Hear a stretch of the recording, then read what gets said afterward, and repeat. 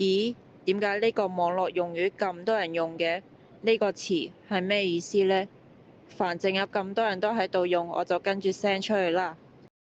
圈娜，我啱聽你講，你唔明白嗰個網絡用語嘅意思，你都係將條信息 send 咗出去。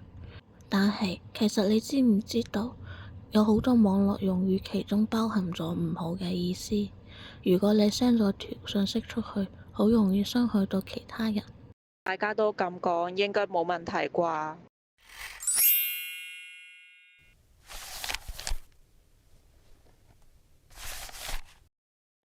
第一是資訊辨別能力，我們要判斷網絡上的資訊是否具有真確性，分別是否係虛假資訊，避免被誤導。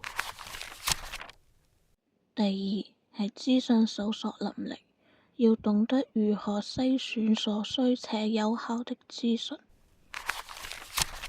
第三係資訊評估能力，判斷信息來源是否權威，如官方機構、專業媒體，有冇明確作者或機構，核對資訊中的關鍵數據、時間、地點是否準確。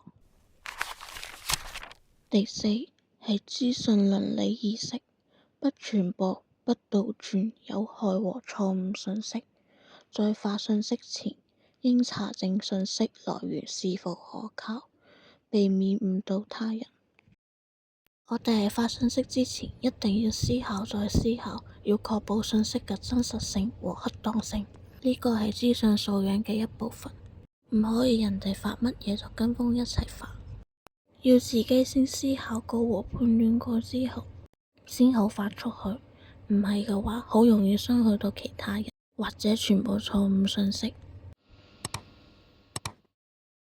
原來係咁樣。原來呢啲詞有啲係被過度娛樂化，有啲甚至有歧義。我都未搞清楚就亂發，真係太唔應該啦！我以後唔會再隨便跟風喺網上亂發信息。咁樣就啱啦。我哋每個人都應該注意提升自己嘅資訊素養，咁樣網絡環境先會更加好。